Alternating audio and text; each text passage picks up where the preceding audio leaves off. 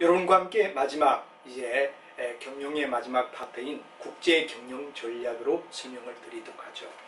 자, 우리가 길게 70강까지 쭉 연결해 왔지만 앞부분들은 다 은호책이나 있지만 우리가 뒤에 나오는 계량거사, MIS, 국제경영 이 부위는 요즘 이제 새롭게 뜨는 하나 분야다 보니까 책에서 없는 책들이 많이 있습니다. 그래서 그 없는 책을 공부하면 되겠지 오히려 왜 이렇게 길게 하느냐 이렇게 생각하시는 분은 바로 준비를 완벽하게 한다는 개념이 중요합니다. 그래서 요즘은 국제경영이 매우 또 중요한 이슈가 되기 때문에 국제경영, MIS, 계량거사까지 깔끔하게 정리가 돼야 되며 또 여러분이 이제 뒤쪽에 가게 되면 이제 어디 되느냐 그럼 테마의 경영학이다 해서 각 분야마다 심화학습으로 난이도 있는 소위 문장을 가지고 우리가 따지는 이런 진행을 할 예정입니다. 자, 그래서 어쩌든 이제 마지막 강의라는 이야기 이제 종착역을 향하면서 이 정도까지 가면 거의 완벽하지 않겠나. 그리고 또 중요한 이야기는 항상 본인이 공부하는 이야기 양이 많아야 됩니다. 우리 학원 같은 데 가면 선생님들이 찍어준다. 찍어주니까 절대 적중 안 됩니다. 찍을 수가 없습니다.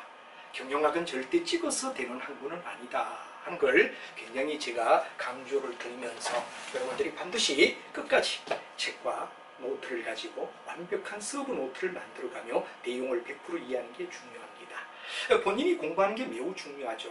통상 보통 이제 우리가 석 달 학원 다닌다. 그럼 정말 작심하면 2주간 자기 혼자서 독학해도 다 커버가 됩니다. 물론 뭐 직장 다니시고 또 아니면 대학 다니고 이러다 보면 안 되는 경우도 있겠지만 그러나 그게 아니라면 혼자의 몰입도가 높은 사람의 경우는 거의 어디 되느냐 한 2주나 3주면 석 달 다니는 걸 다 끝낸다 하는 정도로 집중력 있게 여러분 노트 정리 잘하고 책에 한 문장 한 문장 선생님이 얘기하는 건 안내이지 전체가 아닙니다. 그래서 우리 책을 갖다 통문해서 깔끔하게 어디 되느냐 정리를 잘하도록 노력해주면 어떤 시험이든 대비가 될 것이다 하는 걸 마지막 시간 서두에 얘기를 드리고 끝까지 테마와 또 뒤쪽 가서는 난해한 문제까지 우리가 푸는 과정을 쭉 가지며 경영은 더 이상 이보다 완벽한 강의는 없다에 도전하는 심정으로 끝까지 여러분과 함께 진행하겠다 하는 얘기를 드리며 오늘 국제경영관리로 넘어가도록 하죠. 우리가 일반적으로 봤을 때 국제경영은 어떤가 하는 국제경영 전략에 대해서 우리가 얘기를 하도록 하죠. 전략은 원래 뭐가 돼야 됩니까? 목표가 있어야 됩니다. 우리가 일반적으로 타켓이다 또는 골이라는 얘기가 되죠. 바로 타켓과 골을 갖다 먼저 생각해야 됩니다. 국제경영을 할 나가는 데 있어서 목표가 뭐냐 하는 얘기가 되죠. 이 목표를 갖다 우리가 달성한다라는 게 굉장히 중요한데 이런 목표를 달성하기 위해서 여러 가지가 있겠지만 예를 들어 이제 우리가 봤을 때 제품에 대한 계획을 세운다든가 또 아니면 뭐가 되느냐 그러면 마케팅을 어떻게 할 것인가 하는 문제가 되고 그 다음에 우리가 생산을 어떻게 할 것인가 하는 문제가 되고 그 다음에 이제 우리가 봤을 때 여러 가지 연구 개발을 하는 이런 과정이 뭐가 되느냐 바로 목표를 달성하기 위한 제품, 마케팅, 생산, 연구개발 이런 과정 등등등이 뭐가 되느냐 국제경영 전략의 의미다. 그래서 외국과 거래해서 많은 돈을 갖다 우리가 벌어야 되겠다. 또 좋은 수확을 얻어야 되겠다. 세계적인 어디에 되느냐 그럼 바로 우리가 봤을 때 뭐가 됩니까? 기업이 되겠다. 할 때 첫째 이야기는 바로 국제경영은 타켓과 골이라는 두 가지를 갖다 달성을 해야 된다는 얘기가 중요한 이야기가 되죠. 이걸 위한 한마디로 말하면 이걸 위안이라는 얘기가 되겠죠. 위안은 뭐가 되느냐? 제품을 어떻게 생산하고 마케팅을 어떻게 하고 생산을 어떻게 하고 연구개발을 해야 하느냐 등등 이야기가 국제경영 전략의 의미다. 이런 얘기가 되겠습니다. 그러면 이제 우리가 일반적으로 봤을 때 이런 전략의 절차는 어떻게 되느냐? 국제경영 전략의 첫 번째는 반드시 뭐가 되느냐? 아까도 말했지만 타켓이나 고를 갖다 세워라 하는 얘기가 되겠죠. 타켓과 고를 세워라 하는 문제가 됩니다. 목표와 그 다음에 자기들이 원하는 전략 목표를 갖다 우리가 잡아라. 그 다음에 이제 우리가 중요한 이야기는 바로 환경 분석이 되겠죠. 환경 분석이다. 이 국제 경영의 환경 분석을 우리가 해라. 보통 우리가 환경 분석의 경우는 경영 일반 얘기할 때 얘기했지만 무슨 전략이었습니까? 스왓 전략이라는 말을 많이 썼죠. 그죠? SWOT다 한 말을 해서 바로 강점과 약점인 내적인 요인과 그 다음에 바깥인 위기와 기회라는 내용을 갖다 우리가 분석하는 스왓 전략이 국제경영에서도 매우 중요한 뭐가 되느냐 하나의 전략이다. 그래서 환경 분석을 해줘라 하는 말이 되죠. 그럼 우리가 봤을 때 어떻게 되느냐 그럼 기업마다 자기들의 어떤가 그럼 특징 자기들이 잘할 수 있는 것과 못할 수 있는 특징에 대한 분석을 반드시 해줘라 기업이 가지고 있는 우리들의 장점이 뭐냐, 우리들의 약점이 뭐냐, 이런 것들에 의하여 특징 분석이 이루어져야 된다 이거죠. 그리고 이제 뭐가 되느냐, 여기에서 핵심 전략을 우리가 잡아라, 핵심에 대한 전략을 잡아라 하는 얘기가 되겠죠. 핵심 전략을 찾아내라 하는 문제가 중요한 얘기가 됩니다. 그럼 이 전략을 갖다 뭐 하느냐, 실행하라. 실행은 여러분 잘 알지만 이런 전략을 갖다 우리가 P라면 실행은 do에 속하고, 그다음 마지막에 뭐가 되느냐, 그럼 바로 평가를 하라 하는 문제가 되는데, 이 C에 속하는 영역이라고 우리가 말할 수 있다. 그래서 앞쪽에 배웠던 내용과 똑같이 국제 경영 전략을 얘기할 땐 그들이 가지는 타겟이 뭐냐, 우리의 목표가 뭐냐를 갖다 설정하는 게 매우 중요하겠죠. 그리고 두 번째는 여러 가지 기호의 내외적인 환경을 분석하고, 그 다음에 우리가 잘 알 수 있는 특징이 뭐냐 하는 특징 분석까지가 완료가 되면 바로 경영의 중요한 뭐가 되죠? PDS 과정을 거쳐라. 핵심 전략은 어떻게 세우느냐, 그리고 실행을 어떻게 하느냐, 그리고 평가가 어떻게 되느냐 하는 PDS의 과정으로 넘어간다 하는 이야기가 국제경영 전략의 수립 과정의 매우 중요한 이야기다. 그래서 여러분 여기까지 이야기와 그리고 이제 PDS로 연결된 이야기, 이걸 갖다 구분하며 바로 국제경영 전략도 일반 경영 전략과 다를 것 없이 상황에 대하여 단지 범위가 국제적이다 하는 게 일반 국내의 경영과 다른 차이점이라고 우리가 말할 수 있다 하는 이야기를 여러분에게 설명할 수가 있겠습니다. 자, 그러면 이제 이런 국제경영 전략의 유형을 우리가 한번 살펴보자 이거죠. 국제경영 전략은 어떤 유형으로 시작이 되느냐 하는 문제를 하나하나 우리가 한번 살펴보도록 하자 하는 얘기가 되겠습니다. 자, 여기 나오는 이야기를 갖다 우리가 꼼꼼하게 하나하나를 갖다 정리를 잘 해두고, 또 여러분들이 항상 제가 얘기하지만 책의 내용을 정확하게 분석하는 게 매우 중요합니다. 그리고 반드시 서브 노트를 우리가 항상 할 때 뭐 한다 그랬죠? 그렇죠? 양면이 있다면 절대 어디에 되느냐? 단면만 써라. 그리고 문제가 있을 때는 항상 여러분이 어디에 되느냐? 나중에 테마 수업이나 또는 아니면 문제풀이나 이런 게 있을 때는 옆에 항상 어디에 되느냐? 더 채워주는 여백이 필요하다. 그리고 책이 굉장히 중요합니다. 책을 반드시 읽으면 더 자기가 공부가 돼야 됩니다. 선생님이 얘기하는 이야기는 가이드라인 역할밖에 못합니다. 실제 책을 가지고 여러분들은 심도 있게 공부를 해주는 게 어디에 되느냐? 어떤 시험이든 좋은 점수로 전략 과목으로 여러분이 든든한 하나의 동반자가 될 수 있다 하는 거지, 얕게 대충 짧게 이런 건 절대 실패라는 이야기를 거듭 이야기 드리며, 반드시 이제 끝마무리니까 계속 얘기합니다. 바로 책을 통한 서브노트 작성 잘하는 거, 이게 바로 여러분 합격의 지름길이다. 그래서 이 범위를 이제 우리 1번 기본 이론에서, 다음에 테마 수업에서, 다음에 문제풀이를 통하여 각각 분야마다 진행해가며 여러분에게 도움을 줄 수 있게끔 최선을 다하겠다 하는 이야기를 드리죠. 자, 그럼 여러분들은 이제 중요한 이야기는 이렇게 서브 노트를 잘 만들고 책을 통해서 내용 파악을 여러분들이 좀 더 심도 있게, 뭐 선생님이 얘기하는 건 빙산의 일각일 수 있고 또 아웃라인만 잡고 넘어가는 수밖에 없죠. 그걸 뭐 하나하나 세밀하게 개인지도식 하듯이 할 수는 없다 이거죠. 그래서 여러분이 그 점 이해를 하며 본인이 채워야 된다. 그 내용을 갖다 좀 더 심도 있게 서브 노트를 잘하며 빠뜨리지 않고 진행하는 거 매우 중요합니다. 대충은 절대 점수에 직결되지가 않는다 하는 이야기를 드리겠습니다.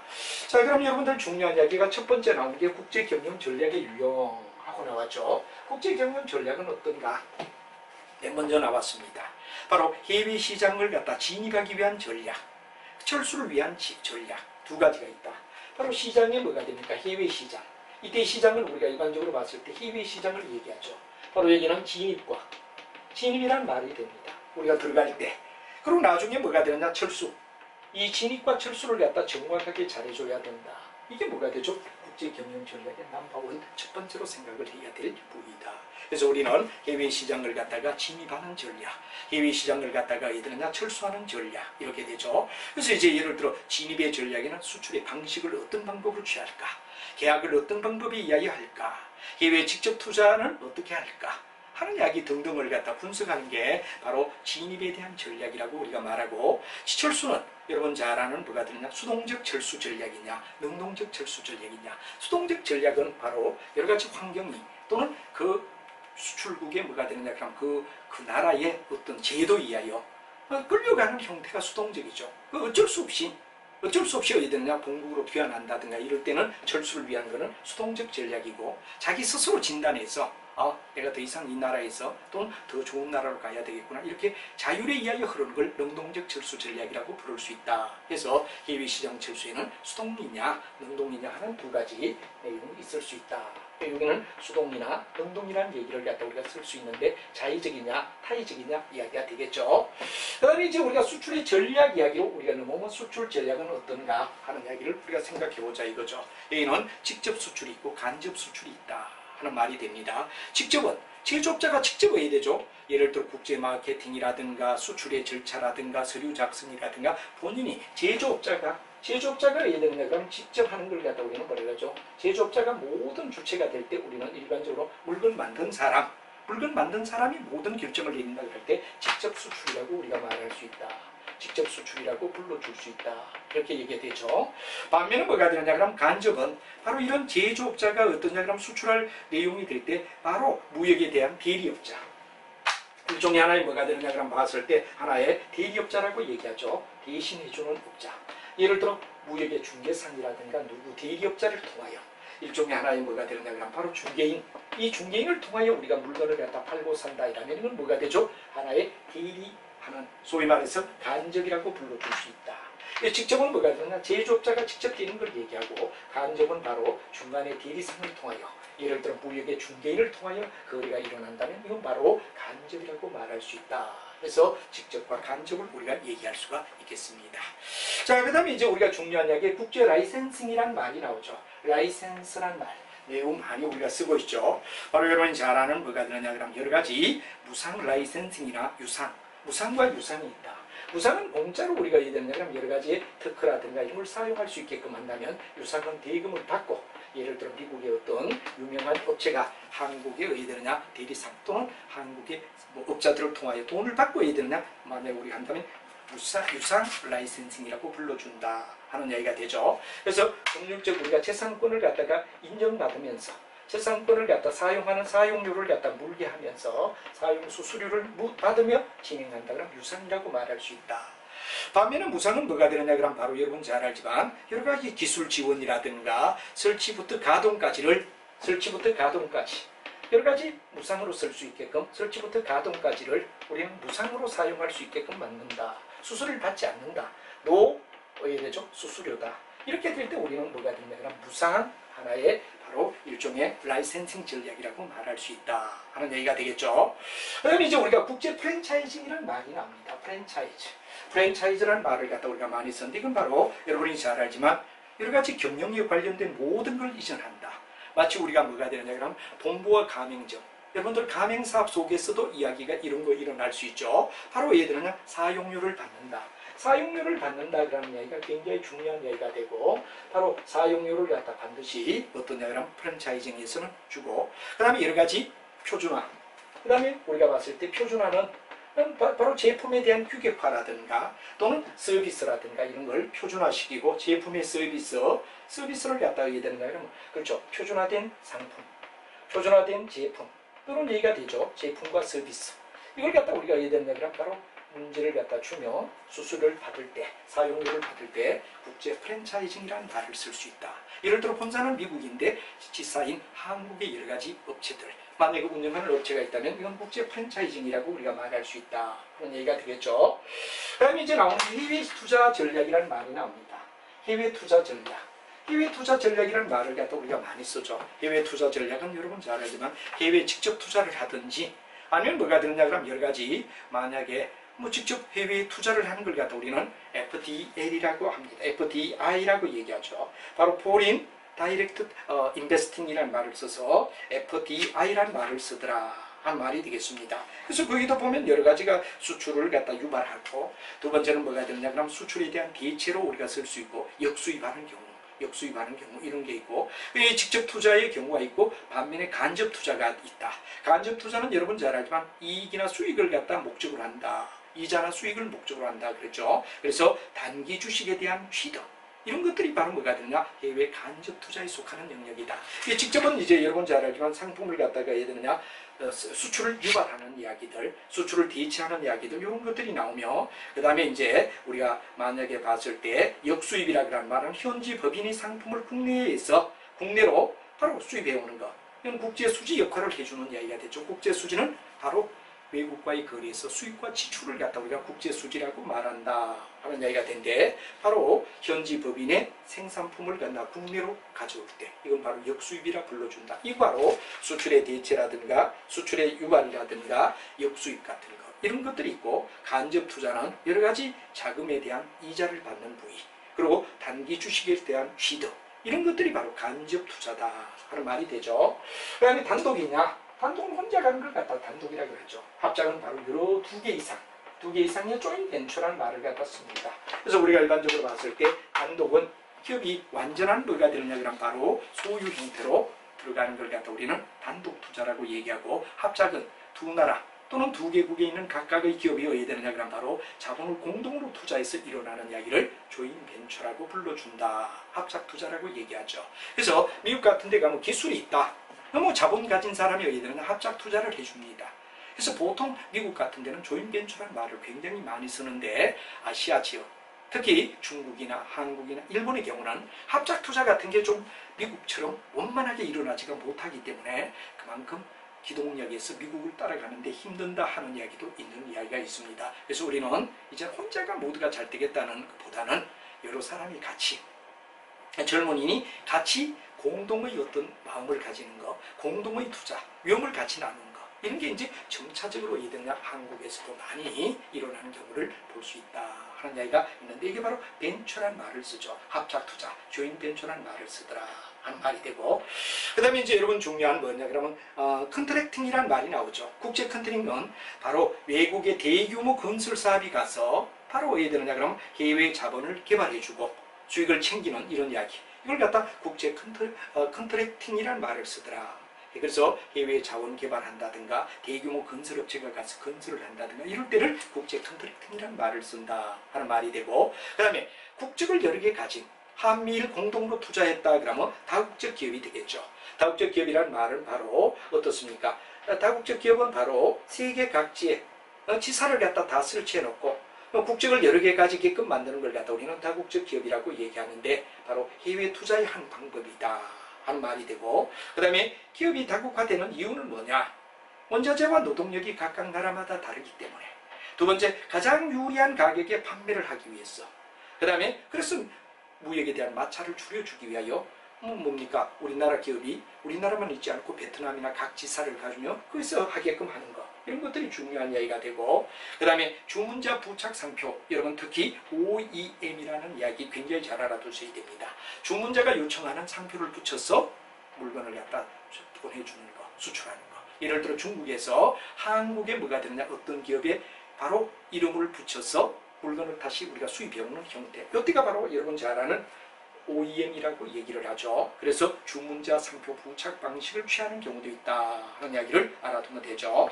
그 다음에 다국적 기업의 경영 전략 뭐 이런 이야기가 쭉 있습니다. 그래서 여기도 하나하나 꼼꼼히 선생님이 얘기한 것을 정리해서 노트화 시켜주면 여러 국제 경영에 대한 문제는 어렵지 않게 문제를 풀어나갈 수 있다 하는 이야기를 드리고 이제 우리는 파트 1부터 이제 문제를 우리가 한번 알아보도록 하자 하는 이야기가 중요한 이야기가 될 것 같습니다. 자, 문제를 우리가 다루는 데 있어서는 문제를 다루는 데는 영역별로 약간씩 문제를 갖다 우리가 이제 마지막 끝나기 때문에 얘기를 좀 드리며 설명을 하고 문제를 갖다 우리가 하나하나 달아가도록 하죠. 자, 여러분이 이제 문제를 보면 첫 번째 나오는 게 뭐냐? 바로 여러분 중요한 이야기가 바로 대부분 자 우리가 봤을 때 기초 확인 문제다. 이건 바로 여러분들 거의 대다수가 이해되느냐 그러면 바로 풀 수 있게끔 아주 기초를 위한 내용이 쭉 나오는데 1번부터 16번까지가 이제 여러분 기초 확인 이건 단원에 대한 어떤 기본 이야기를 얘기하는 거죠. 그래서 기초 확인 문제가 이제 쭉 끝나면 16문제 중에 여러분 다 저는 풀지 않고 여러분이 해답과 정답이 있기 때문에 풀어보시라 그런 얘기를 드리고 다음에 이제 두 번째 가면 실전 파트다 이런 문제가 되죠. 실전 문제는 일종의 하나의 여러분들이 어디에 되느냐 시험 보러 갈 때 풀 수 있는 양식 여러분이 만약에 시험 보러 갔을 때 어떻게 할 것인가 여기는 해설까지 우리가 달아놨기 때문에 해설을 읽으면서 하나하나 봐주시며 문제를 또 바로 실전에 가깝게끔 문제를 내놨다 하는 이야기를 드는데 우리가 다 풀 수는 없고 여러분들은 반드시 다 풀어서 여러분은 것이 돼야 된다 하는 이야기가 되겠죠. 그 다음에 이제 세 번째 가면 세 번째는 뭐가 되느냐 그런 얘기가 되는데 꽤 우리가 긴 문제를 하고 세 번째 가면 심화학습 문제다 그러고 나옵니다. 심화학습 문제는 거의 어디 되느냐 기출문제 유형으로 길게 된 문장들 만약에 거의 주관식 속에서 길게 된 문제 속에다 읽어야 될 문제들, 리딩해야 될 문제를 바로 심화학습 문제다 하고 제가 넣어놨습니다. 그래서 기초문제부터 심화학습 문제를 각각 단원별로 여러분이 체크를 한번 쭉 해보심으로 해서 앞에 배웠던 이론을 한 번 더 재정립하는 데 도움이 된다 하는 이야기를 알고 이제 기초 확인 문제부터 우리가 풀어나가는 방향으로 진행하도록 하고 다 풀기에는 시간이 걸리지만 몇 가지 랜덤별로 풀더라도 여러분들 해주고 나중에 문제풀이가 만약에 되면 여기 나오는 문제 중에 못 푼 문제나 이런 문제는 그때 또 한 번 더 자세히 설명을 하도록 지속적으로 앞으로 여기서 끝나지 않고 지속적으로 계속 테마별 수업이라든가 문제풀이라든가 시사승리라든가 이렇게 해서 끝없이 선생님들이 영역마다 넓혀나가며 여러분들과 함께 가겠다. 그리고 선생님들이 정말 여러분들을 위하여 이제까지 사회에 우리가 많은 이득을 받듯이 어려운 시국에 이제 많은 선생님들이 동참해서 정말 좋은 강의를 여러분께 부담 없이 공부할 수 있는 기회를 만들어주자 하는 바로 재능기부의 어떤 개념. 그러나 반드시 여러분들은 조금 도움을 줘야 되는 게 책을 구입해서 봐야 되지 동영상만 보고 끝나게 되면 여러분들이 힘들어지고 또 선생님들에게 저희들이 바로 보상해 줄 수 있는 길이 여러분들이 사주시는 책 속에서 바로 선생님들이 어느 정도 뭐 많은 돈은 안 들이더라도 참여하는데 그래도 반대급부로 우리가 이 단체에서 지급을 해야 되기 때문에 좀 많은 책은 구입해달라는 얘기를 거듭 드리고 앞으로 여러분에게 부담 없이 정말 여러분 하나도 힘 안 드는 이런 공부가 되고 지속적으로 해서 전 분야 앞으로 욕심을 내서 모든 분야의 모든 내용을 정말 어떻습니까? 획기적으로 그 사교육비의 경감에 도움이 될 수 있는 역할을 하겠다 하는 것이 대표인 저의 뜻이고 또 우리 모든 스님들이 정말 동참하면서 누구 하나를 위하여 학원 같은 데는 원장을 위하여 열심히 해주는 수밖에 없겠죠. 그러나 여기는 그런 게 아니고 이제 스님들이 자체적으로 같이 돌아가며 단지 교재를 산 여러분들의 그 혜택의 일부분을 스님들이 그나마 교통비나 뭐 이런 부위에 도움이 되게끔 도와드리는 쪽으로 진행하고 있기 때문에 여러분들이 꼭 좀 동참해 주시며 그런 취지도 좀 이해를 하시고 교재는 꼭 사서 내용 속에 그냥 뭐 몇 가지 보고 넘어가는 것보다는 꼼꼼히 공부를 하는 거에 해서 완벽한 준비가 되게끔 부탁을 다시 한번 더 드린다 하는 거. 마지막 시간이 자꾸 오니까 이 잔소리가 많아지는데 이해를 하시고 이제 바로 여러분과 함께 기초 확인 문제부터 풀어나가도록 하겠습니다. 자, 여러분 기초 확인 문제부터 진행을 하도록 하죠.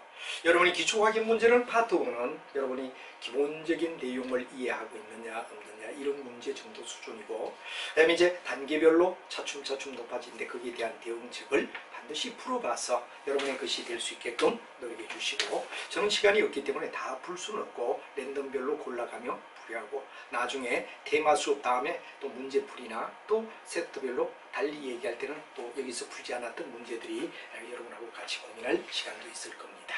자, 여러분 중요한 이야기가 바로 2번을 봐주죠. 파트 1의 기초 확인 문제입니다. 기업이 해외 시장에 진출하는 방법 중에 기술이나 상호 노하우 등의 사용권 일체를 가맹점에게 제공하고 원료 및 관리 시스템까지 지원해 준 걸 뭐라고 하죠?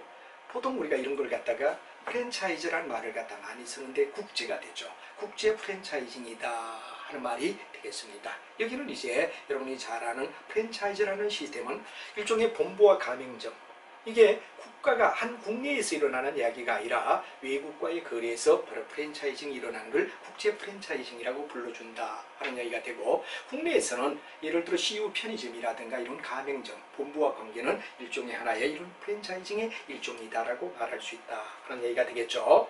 자, 그 다음 3번에 바로 경영을 참여하는 목적을 하지 않고 이자 수입 아까 제가 그랬죠. 바로 외국과의 투자를 해서 이자만 바란다. 그럴 때 해외 간접 투자라고 얘기하죠. 직접은 자기가 왜 되느냐 그럼 공장을 짓고 시설을 하고 직접 통제를 한다 그러면 직접 투자지만 해외 간접 투자는 주식이나 채권 우리나라 사는 많은 사람들이 중국의 채권을 산다. 중국의 또 주식을 산다. 그럼 이건 바로 뭐가 되느냐? 수입을 얻기 위한 거. 이자나 배당을 받기 위한 하나의 이야기는 이건 뭐가 되느냐? 또는 시세 차익. 이런 게 목적이 될 때를 우리는 해외 간접 투자라 불러준다 하는 이야기를 여러분이 알면 되겠죠. 자, 그 다음에 이제 6번으로 가서 다음은 우리나라의 무역관리 중에서 수출 승인의 내용대로 수출을 이행했는가. 과연 우리가 수출을 하겠다라고 얘기하면 국가에서 믿고 수출을 이제 통과를 시키죠. 그러고는 이제 나중에 이행이 제대로 됐느냐 안 됐느냐 확인하는 걸 갖다 말해가지고 사후관리제도라고 불러준다. 수입처럼 정부가 굉장히 강한 통제를 하지 않고 수출은 장려 정책의 일종이다 보니까 신고한 대로 수출이 되느냐 이제 사전에 준비를 하지 않고 사후에 의해느냐 우리가 이행 과정을 확인한다. 그래서 사후관리제도라는 말을 쓴다 하는 3번이 정답이 되겠습니다. 자, 그 다음 여러분이 중요한 이야기는 11번에 가서 다음 중 신용장에 대한 설명 중 잘못된 것은 하고 묻습니다. 신용장은 전에도 말했지만 외국과의 거래에서 굉장히 필수적 무기가 되는 거죠. 바로 여러분이 잘 알지만 바로 수입국의 뭐가 됩니까? 수입자의 거래은행이 수출자에게 네가 만약에 예를 들어서 물건을 보내준다면 내가 책임져 주겠다. 결국은 여기서 후는 누구죠? 수입자 거래은행이. 누구에게? 후에 속하는 게 뭐죠? 수출자에게. 뭐를? 수입자의 신용을 보증해주는 편지. 이게 바로 LC, Letter of Credit다. 그러니까 LC라는 말을 우리가 썼던 거 기억나죠? 그래서 신용장에 대한 설명 중 잘못된 거 그랬습니다.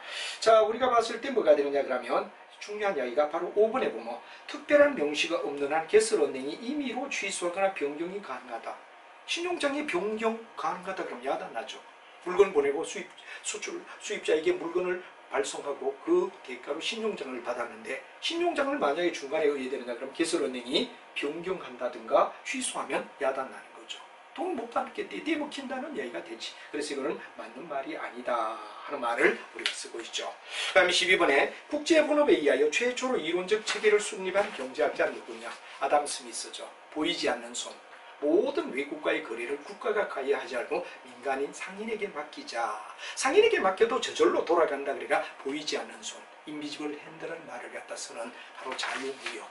바로 생산비 비교서를 가지고 유리하면 생산, 불리하면 수입해서 바로 세계는 하나이며 국가와 국가 사이에 뭐가 되느냐? 부가 흥행된다. 그러면 국부론. 주장했던 이야기 아담 스미스의 자유무역이었다. 이렇게 되죠.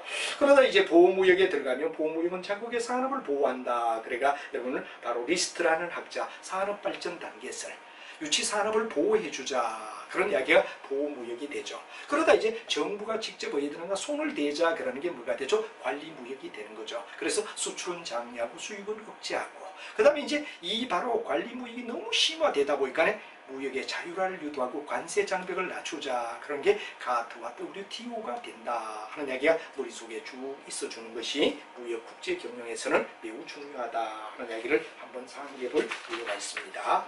자, 13번에 가서 다음 중 보호무역과 관계가 있는 것만 묶은 거는 그랬습니다. 보호무역은 잘 알지만 자국의 산업을 보호하겠다 그러기 때문에 유치산업보호론이라는 얘기가 있죠. 바로 미성숙한 산업이라도 국가가 보호해줘야 언젠가는 발전할 수 있다. 그런 게 유치산업보호론이 되고 그 다음에 굉장히 중요한 이야기가 그러기 위해서는 뭐죠? 관세 장벽을 통해서 외국에 들어오는 걸 차단시켜주고 자국의 산업을 보호시킨다는 이야기가 되니까 디귿 리얼에 속하는 3번이 정답이다 하는 말로 답을 달아주면 되겠습니다.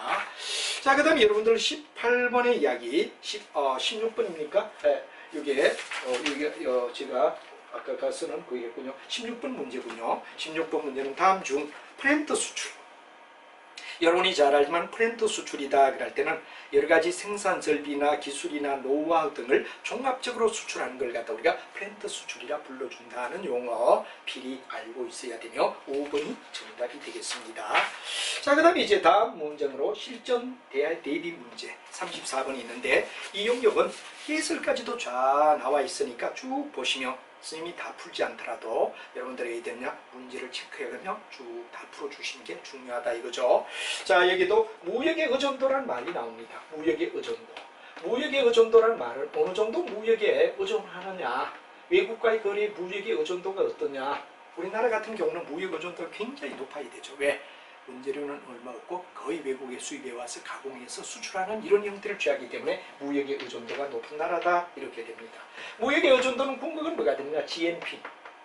국민들에서는 국민 총생산 속에서 뭐를 되느냐? 수입액과 수출액을 갖다 우리가 얘기하라. 수입과 수출을 갖다 얘기하는 건 플러스하는 거. 수입액과 수출액을 갖다 플러스한 금액이 어느 정도냐 이거죠. 이걸 갖다 무역의 의존도 곱하기 100이 될 때 무역의 의존도가 어느 정도인가를 얘기한다 이렇게 됐습니다. 그럼 여러분들 그 속에서 연간 수입액이 얼마냐? 4,000불. 연간 수출액이 얼마냐? 5,000불. 그리고 1인당 국민 소득 총액이 얼마냐? GNP가 얼마냐를 물었더니 바로 $10,000다. 그럼 이제 GNP분의 GNP는 물론 개인당으로 우리 넣을 수 있고 연간을 우리가 얘기했는데 예를 들어 여기 얼마냐? 그럼 여러분들 잘 알지만 국민 총생산이 10,000불이다 이렇게 됐죠. 다음에 수입을 갖다 5,000불, 수출을 갖다 우리가 봤을 때 5,000불, 수입이 4,000불이니까 5,000에다가 4,000을 갖다 더하라. 그럼 우리가 잘 알지만 뭐가 되냐? 곱하기 100을 하면 90%가 뭐가 되냐? 그럼 바로 무역의 의존도다 하는 이야기가 되는데 이런 수치의 문제도 가게끔 준비가 되어야 되겠다 하는 이야기가 중요한 이야기가 되겠습니다. 자, 그 다음에 이제 우리가 봤을 때 4번으로 넘어가서 4번 이야기가 보죠. 다음 중 자국의 산업을 보호하고 수출을 장려하는 보호정책과 관계가 있는 거 묶인 것만 묶어라. 아까도 얘기했죠. 유치산업 보호론. 그 다음 뭐가 되죠? 바로 관세 장벽 두 가지가 바로 자국의 산업을 보호하는 자국의 산업을 보호하기 위한 이야기다. 그리고 이게 유명한 학자는 뭐가 됩니까? 바로 리스트. 리스트라는 말 자체가 단계. 이름과 똑같은 거죠. 산업발전 단계설. 산업발전 단계는 산업이 발전하는 단계가 있지 한꺼번에 성숙한 산업으로 발전하기는 어렵다. 그래서 여기 리스트라는 이야기 이름까지 알아두는 게 좋고 유치산업과 유치하다. 치아에 젖냄새가 난다. 유치원 뭐 이런 말이 많죠. 미성숙을 얘기합니다. 이런 관세의 장벽을 취한다 하는 이야기 두 가지가 바로 자국의 각국이 바로 자국의 산업을 보호하고 바로 어떻습니까? 성숙, 미성숙 산업을 보호시키기 위하여 노력한다. 이런 얘기가 되겠습니다.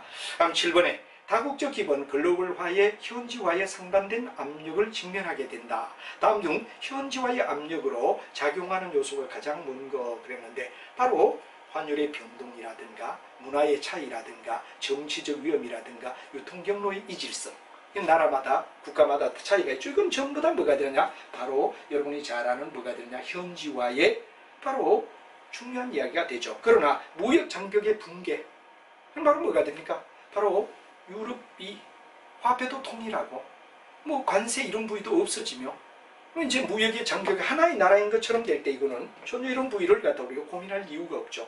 바로 이제 무역의 장벽이 붕괴되었다면 현지화는 하지 않아도 현지화하는 것과 똑같은 효과를 주기 때문이다 하는 이야기가 되어서 4번이 정답이 되었다 하는 이야기를 여러분이 알면 됩니다. 그 다음에 이제 우리가 쭉 본다 그러면 여러분들 13번에 가면 다음에 유상의 라이선싱 중에 법률의 보호를 받지 않는 것 했습니다. 예를 들어 라이센싱 뭐 비교적 지적재산권을 얘기하죠. 저작권 특허권, 상표권, 그 다음에 여러분들 잘 아는 의장권. 의장권은 회형입니다. 예를 들어 코카콜라 병이 딱딱딱딱 각을 지며 여러분들은 거의 그런 거 본 거 없지만 옛날에 저희들이 학교 다니고 꼬마일 때는 거의 병으로 돼 있는데 바로 이렇게 각마다 탁탁탁탁 각이 졌어요. 그런 콜라병을 요즘 볼 수가 거의 없죠. 이유는 바로 뭐가 되느냐 그러면 코카콜라 회사에서 잘생긴 아름다운 여자의 뭐가 됩니까? 그 외형을 나타내는 나체에 비유해서 만든 콜라. 좀 아주 아름다움이다. 그리고 콜라를 마시면서 그런 감을 가지게끔 만든 외형을 의장권이라 불러준다. 바로 이제 의장권의 반대로 내용적인 면에서 만약 그렇다면 이거는 실용실환권이라고 얘기하죠. 실용실환권은 내용물을 얘기한다 하는 것도 참고로 알아두시고 여기는 바로 라이센싱에 대한 법률의 보호를 갖다 받지 않는 것은 노하우. 노하우는 지적재산권에 속하는데 이 비교적 어떻습니까? 라이센싱이라고 말하기는 좀 곤란하죠. 그래서 이게 바로 여기에 얘기한 유상의 라이센스 바로 이거는 여러분들이 잘 아는 하나의 뭐가 됩니까? 여러 가지 바로 무형자산을 얘기하는 내용으로서 회계에서 꾼자로 끝나는 이야기들. 그런데 노하우는 바로 뭐 그 내용에서 우리가 제외된다는 얘기를 알아두면 되겠죠. 자, 그 다음에 여러분이 중요한 이야기는 바로 16번 문제로 넘어가서 16번 문제에서 현재 값싼 노동력을 이용하기 위하여 뭐가 되느냐 그러면 바로 해외에 생산 공장을 설립해서 해외에 직접 투자를 유치하는 걸 뭐라 그러죠? 바로 여러분 잘 아는 뭐가 됩니까? 해외 생산 바로 뭐가 되느냐 거점. 일종의 해외의 원자재를 갖다가 우리가 봤을 때 뭐 노동력을 갖다 사게 이용하기 위해서 공장을 외국가가 지어서 다시 어디에 되느냐 그러면 그 나라에서 수출하는 형태, 우리나라는 수입하는 형태가 된다면 해외에 뭐가 되느냐 생산 거점형이라고 불러주는가, 이게 바로 그런 내용이다 하는 이야기를 여러분이 알면 되겠습니다. 그럼 19번 문제로 가죠. 다음에 설명하는 관세로 가장 올바른 건 뭐냐 그랬습니다. 정부는 최근 중국 등 수입되는 물품에 대하여 6개월 동안 1년간 관세를 인하하기로 결정했다. 이들의 제품은 중국에서 수입되는 비중이 커서 차이나 플레이션이란 중국과 인플레이션을 얘기하는 거죠. 억제하는 효과가 기대된다. 이와 같이 관세 제도가 물가 안정을 위하여 기본적 세율의 40%포인트 안에서 관세율을 한시적으로 인하해 준 걸 뭐라 그러죠? 바로 여러분 잘 알고 있는 할당 관세라고 불러준다 하는, 할당을 해서 몇 프로까지 이렇게 우리가 정하는 걸 얘기한다는 이야기가 중요한 이야기가 되겠습니다.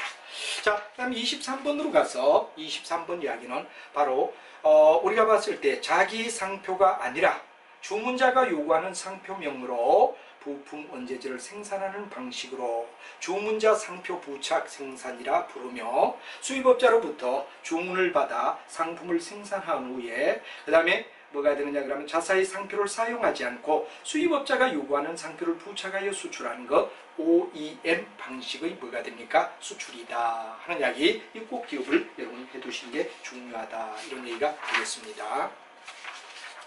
그 다음 여러분들 다음 이야기가 뭐가 되느냐 26번을 보죠. 수출을 장려하는 정책으로서 수출 업무의 종료 후에 수출용 원자재를 수입할 때 납부했던 관세를 다시 반환해 주는 거예요. 수출을 장려하기 위해서.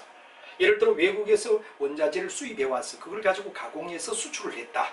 수출을 했다는 게 확정이 되면 수입해올 때 냈던 세를 다시 반환해 주는 걸 우리는 일반적으로 뭐라 그러느냐 하는 이야기가 되는데 관세 환급이라고 불러준다. 관세를 냈던 걸 바로 수출을 위한 원자재를 수입할 때 냈던 세금을 수출했기 때문에 수출 장려로 돌려받는 걸 갖다 우리는 환급제도라고 얘기한다 하는 말을 여러분이 알면 될 것 같습니다. 다음 27번 우리나라의 무역관리 중에 수출의 승인 내용대로 수출이 이루어졌느냐 여부, 이거 참 자주 나오죠. 사후관리제도 반복이 됩니다만 한 번 더 체크를 해주십사 하는 이야기를 드리고, 그래서 그게 바로 27번 앞쪽에 나왔던 문제와 중복이 되는 것 같네요. 29번에 다음 중 활동 측면에 보았을 때 기업의 국제화가 이루어지는 과정으로 나타나는 것, 맨 먼저는 상품을 수출합니다. 가장 쉬운 거죠. 그러다 기술을 수출합니다. 그러다 자본을 수출하죠. 그러다 기업을 수출한다 그런 이야기. 그래서 상품, 기술, 자본, 기업의 수출 단계로 발전해 간다 하는 이야기를 여러분이 알면 되겠습니다. 그 다음에 국제수지의 경상수지와 자본수지로 구성한다. 그러면 경상수지에 포함되지 않는 요소는 뭐죠? 경상은 말 그대로 일반적이다. 경상은 유전리, 제너럴이라는 말을 쓰죠. 그래서 상품이나 예를 들어 소득 수지나 서비스 수지나 경상 이전 수지 다 좋은데 투자 수지는 우리가 봤을 때 바로 경상수지라 말하지 않죠. 경상의 반대적 개념이 투자수지 그런 말을 쓴다는 거 이해를 하시면 될 것 같습니다. 자, 그 다음에 이제 우리가 봤을 때 쭉 여러분이 좋은 문제들을 꼭 풀어봐 주십사 하는 이야기를 드리고 34번에 다음 중 자유무역의 FTA의 설명 중 옳게 된 것만 묶은 것은 하고 묻고 있습니다. 그 다음에 양자의 지역주의로서 예를 들어 양지주의 또는 지역주의로서 회원국 간에 낮은 관세나 무관세를 적용한다. 맞죠? FTA의 개념입니다. 그 다음에 우리가 봤을 때 리얼에 가면 우리나라는 처음으로 한 게 칠레다. 그래서 기업과 리얼이 정답이다 하는 이야기가 되고, 그 이외에도 우리가 봤을 때 여러 가지 무역협정을 위해서 쓰는 거고, 그 다음에 이제 뒤에 가면 바로 개발도상국을 위한 이야기는 바로 남북 또는 국제무역부가 됩니까? 바로 협회에서 후진국을 갖다 위한 이런 방안도 있다는 것도 우리 책에 나왔는데 참고하시고, 그럼 심화학습으로 넘어가죠. 심화학습에 넘어가서 우리가 문제를 보도록 하죠. 심화학습에서 1번 문제를 보죠. 무역거래는 당사자 중에 일방이 고의냐 과실이냐에 따라 계약이 위반할 수가 있다. 우리가 자주 이야기하는 게 무역은 뭐가 됩니까? 계의종이라는 말을 많이 쓰죠. 계의종이다. 계약이 이루어져야 된다. 이행이라는 말이 나오죠. 이행은 여러분 잘 알지만 뭐가 됩니까? 운송이라든가 보험이라든가 뭐 이런 이야기가 뭐가 되느냐. 그럼 예를 들어 대금에 대한 뭐가 되느냐. 그럼 계약이 있을 때 계약이 있고 운송, 보험 뭐 예를 들어서 이런 이동을 얘기하고 종료를 얘기하죠. 종료를 얘기하는데 종료에는 무사히 끝났다 그럴 땐 예스가 됩니다.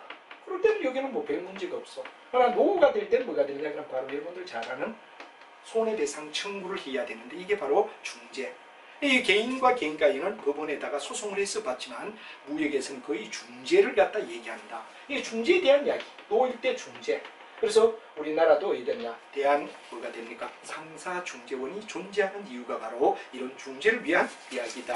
그런 이야기를 여러분이 알면 되겠죠. 그래서 1번 이야기를 읽으면 중재에 대한 이야기가 쭉 나오더라. 그런 얘기가 되겠습니다. 그 다음에 5번에 가서 다음 결제는 신용장 결제 방식은 하고 묻고 있습니다. 자, 수입업자가 물품을 인수 확인 후에 물품 대금을 송금하는 결제. 물건을 받고 돈을 보낸다는 얘기가 되죠. 그 다음에 대금 결제 시에 신용장과 환넘을 사용하지 않는다. 통상 신용장 환넘을 쓰는데 이건 바로 물건을 맞대결해서 돈과 물건을 바로 같이 동시에 하는 캐시 온 딜리버리. 캐시가 바로 현금, 온은 바로 동시에라는 얘기가 되죠. 딜리버리가 바로 양도란 얘기가 되죠. 그래서 현물 상환, 선물을 돌릴 때 받는 것, COD를 얘기한다 하는 이야기를 여러분이 이해를 하시면 충분히 이해가 되리라 생각할 수 있습니다. 자, 이렇게 해서 여러분과 함께 긴 경영의 일정을 마무리 지으며 70강으로 마무리를 지으면서 항상 대표로서 여러분에게 얘기합니다만 좀 더 좋은 강의, 정말 그리고 순수한 입장에서 선생님들이 그야말로 일종의 하나의 사회의 작은 내용이지만 여러분들이 너무 부담스러운 현 시점에 뭐 경제적으로 너무나 힘든 시대 아닙니까? 특히 뭐 공부를 하시는 분들 여러분에게 조금이라도 도움이 돼야 되겠다 해서 우리 여기에 참여하는 스님들 정말 우리는 사회로부터 어느 정도 그래도 참 좋은 시대에 대우를 받으며 사회에 많은 뭐가 되느냐 그러면 소위 대가를 받으며 누리며 살아왔다 이거죠. 그래서 조금 경력이 있으신 스님들이 정말 마지막으로 이 사회에 조금이라도 기여하는 마음에서 전 영역, 앞으로 모든 자격증이나 모든 영역에 바로 이런 경제적 부담을 경감시키는 쪽으로 가자. 사회에 좋은 일을 좀 해보자 하는 취지에서 모여 있습니다. 그래서 정말 여러분들이 믿고 신뢰하시며 여러 분야에 걸쳐서 여러분들이 필요한 내용을 얘기하며 특히 그 부분에서 제가 경영 강의나 이런 부분은 여러분들이 정말 어느 강의보다도 가장 좋은 강의고 충실한 강의로 이어가려고 노력한다. 이게 이제 다 끝나면 테마 수업 가고 테마가 끝나면 학생들이 많이 질문했던 질문에 대한 답변 요령 다음에 뭐 질문 또 문제풀이 이런 식으로 계속 발전시키며 여러분에게 진행하겠다 하는 이야기를 드리고 여러분 최선을 다해서 좋은 결과를 바라며 항상 인생은 자기가 만드는 겁니다. 여러분 스스로를 여러분이 만들어가기 때문에 비록 DNA를 잘 타고난 사람은 빠른 시간 내에 흡수가 되어서 합격하겠죠. 그러나 포기하지 않는다면 필요로는 어떤 시험이든 반드시 성공할 수 있다. 그런 이야기를 드리며 최선을 다해서 여러분에게 좋은 강의가 되게끔 그리고 끝까지 오랫동안 지속되어서 여러분에게 진짜 이 사회에서 그나마 그래도 좋은 공헌하는 이런 모임이 되게끔 여러분들이 잘 알고 기적을 위한 과외천국은 절대 사적으로 돈을 벌기 위한 집단이 아닙니다. 그리고 많은 참여하는 스님들이 정말 재능기부라는 입장에서 그리고 여러분들이 이제 사주는 교재 이런 거는 거의 선생님들이 직접 원고를 준비해 주셨기 때문에 그나마 저희들이 어디 됐냐 그 내용을 가지고 이제 선생님들에게 전부 다 같이 분배하는 형식을 취하면서 진행을 하고 있습니다. 그래서 여러분이 그 점도 아시고 이제 여러분들이 정말 꼼꼼히 또 교재도 착실하게 어디 되느냐 그러면 이렇게 보셔서 더 정리를 해주면 좋은 결과가 오지 않겠나 보고 저희들이 이제 첫 해 시작이지만 앞으로 오랜 세월 동안 정말 한국의 자격증 공부하는 성인들 공부하는데, 그리고 교육에 또 더 나간다면 넓은 교육위원회에서라도 이렇게 무료로 재능 기부하시는 스님들이 모여서 잘 이끌어가는 형태, 이런 형태를 하고 단지 교재만 가지고 이제 어느 정도 스님들을 그래도 각자 이렇게 규합을 해주는 형태로 이제 수고하신 데 대한 대가로 지급하는 형태로 진행하겠다는 이야기를 거듭 말씀드리며, 이제 경영학을 70강까지 이렇게 잘 따라주신 거 정말 너무너무 감사하게 생각하고, 앞으로 이 기적을 위한 과외천국이 정말 여러분에게 일조를 하는, 또 경제적 부담을 주지 않고 여러분들의 가계의 부담을 경감시키는 쪽까지는 거대한지는 모릅니다만 이렇게 최선을 다하겠다는 얘기를 드리고, 앞으로도 더 많은 스님들이 참여해서 정말 자기들의 재능을 이 사회에 기부하는 형태를 취하면서 여러분에게 좋은 강의가 이루어지게끔 최선을 다하겠다, 그러는 것을 대표로서 말씀드리며, 여러분 일단 경영 수고하셨고 좋은 결과를 기대하겠습니다. 여러분 매우 수고했습니다.